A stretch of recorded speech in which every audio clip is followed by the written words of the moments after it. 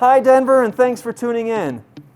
First of all, Amendment 21 wants to thank you all for your continued support over all these years, and especially during the last few troubled weeks during the COVID-19 outbreak. Many of you have reached out to me personally asking about ways you can still entertain at home while you're waiting for Denver's favorite bars and restaurants to reopen, which hopefully will be very soon.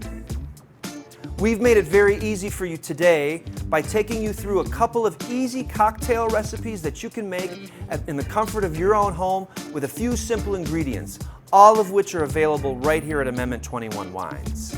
And we've made it easy for you to get those ingredients by going to our website, amendment21wines.com, to order online, pay online, and then pick up right in front of the store curbside. If you order online and do curbside pickup, we'll run those ingredients right out to your car for you. So without further ado, I'd like to turn it over to one of Denver's favorite and most talented mixologists to walk you through a few simple but delicious recipes that you can make right at home. Thanks so much for tuning in, folks. Hi, I'm Nicole Lebedevitch. I'm the bar manager of Ashkara, and I'm here at Amendment 21 Bottle Shop, and I'm going to go ahead and make you a cocktail. Today we're going to make a Negroni. A little bit of a variation on it, going ahead and using Mezcal as the base spirit. Negroni for me is a true test of a bartender.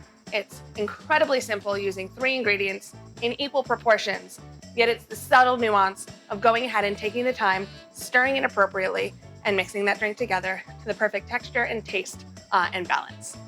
Negroni is said to have stemmed from a cocktail recently known as Milano and Torino, or the Americano, using a combination of sweet vermouth, which was the Torino, and Campari, which is from Milan.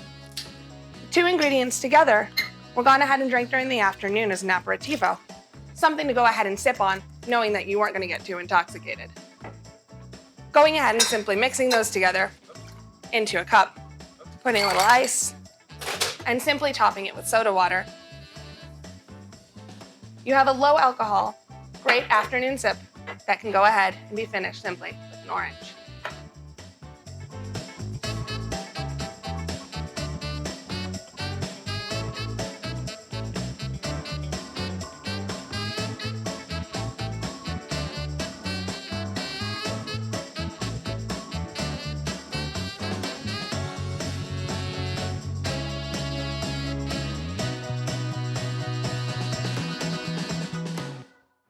It was said that in 1919, Count Camillo Negroni would go into his local watering hole and go ahead and say that he wanted his Americano just a bit stiffer. The bartender went ahead and mixed together the 3 ingredients that we now today know as the Negroni: gin, Campari, and sweet vermouth. Here, we're going to mix a Mezcal Negroni. We're going to use 1 ounce of Campari, 1 ounce of Carpano Antico sweet vermouth,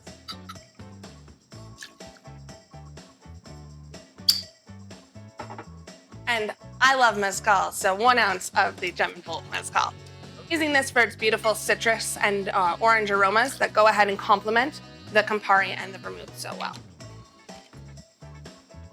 For our Negroni, we're going to add ice, and make sure it's enough ice in your mixing glass, and we're going to stir this. We stir a Negroni to go ahead and give it its beautiful texture. I'm going to serve this one up, as I like my Mezcal Negronis to go ahead and show a lot more aromatics, and serving that drink up is going to give it that beautiful note over the top.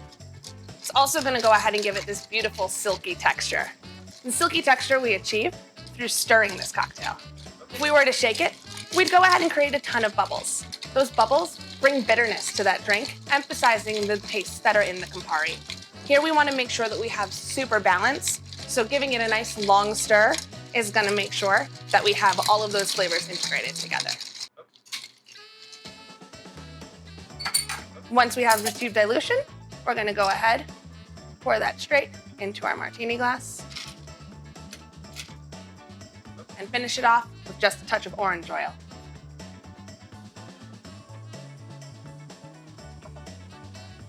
It was in 1947 that Orson Welles said, "Bitters are excellent, the gin is bad for you. Together, they balance each other out."